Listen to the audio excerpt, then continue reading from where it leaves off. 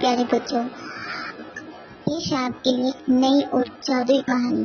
चलो खोलते हैं अपने जादू के पिटारा यानी कि कहानियों की पोटली। एक बार बहुत दूर गहरे नीले समंदर के नीचे एक रंग बिरंगा जादुई महल था। उस महल में रहती थी बहुत ही खूबसूरत जलपरी राजकुमारी एरिना।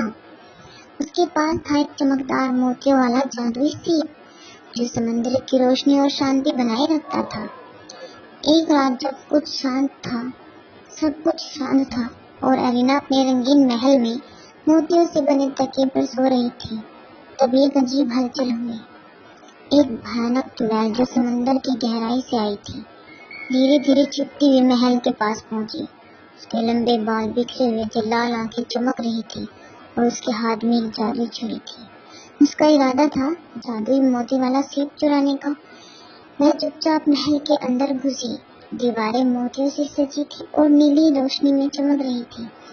जलपरी एरिना गहरी नींद में थी और उसके पास एक बड़े से चमकदार कटोरे में रखा हुआ था जादुई सीप।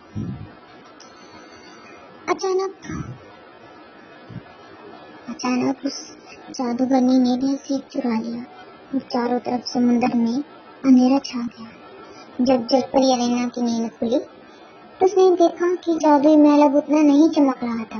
मोती वाला सीप गायब था और समंदर के लहरों में अजीब बेचैनी थी।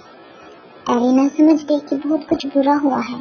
उसने तुरंत अपना खास दोस्त नीमो कछुआ को बुलाया और कहा, नीमो, हमारा सीप कोई चुरा कर ले गया, हमें मदद की आवश्यकता है।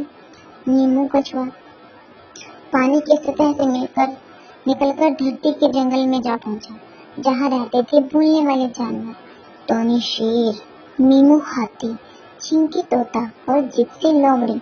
जब जानवरों ने सुना जलपरी मुसीबत में है तो वह सब बिना देर किए चल पड़े। वह समुद्र के किनारे पहुंचे तो उन्होंने देखा जलपरी एरिना वहाँ उदास बैठी थी।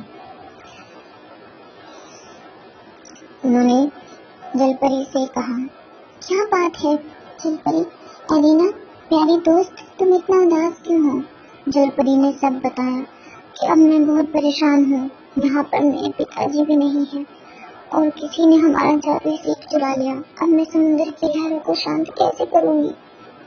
तब लोमड़ी ने जलपरी एरिना के कान में कुछ कहा। जलपरी एरिना ने तुरंत अपनी जादुई छुरी निकाली और समुद्र की लहरों को तेज किया और चुड़ैल की छुरी को निष्क्रिय कर दिया। चुड़ैल डर गई। जैसे ही सीप उसके हाथ से गिरा, एरिना ने उसे हवा में पकड़ लिया। सीप ने फिर से चमकना शुरू कर दिया और चारों ओर रोशनी फैल गई।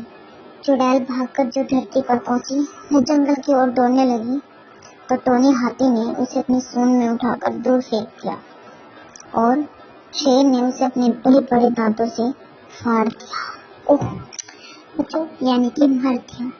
चुड़ैल भी खत्म हो चुकी थी और वह प्यारा सा सीप अपनी प्यारी राजकुमारी जलपरी एरिना के हाथों में था। समुद्र की शांति फिर से लौट आई थी। रंग बिरंगा महल फिर से चमकने लगा था। अब जलपरी और जंगल के जानवर बहुत अच्छे दोस्त बन गए थे। वे तय करते हैं जब भी किसी को मदद की जरूरत होगी तो सब मिलकर साथ देंगे और वादा करते हैं आगे से समुद्र पर कोई मुसीबत आई तो वे मिलकर उसका सामना करेंगे। जलपरी एरिना उन्हें अपने बर्थडे पर बुलाती है। बर्थडे कैसा होगा? अगर आप ये वाली कहानी भी सुनना चाहते हैं तो हमारे चैनल को सब्सक्राइब करें और देखिए जलपरी एरिना का बर्थडे।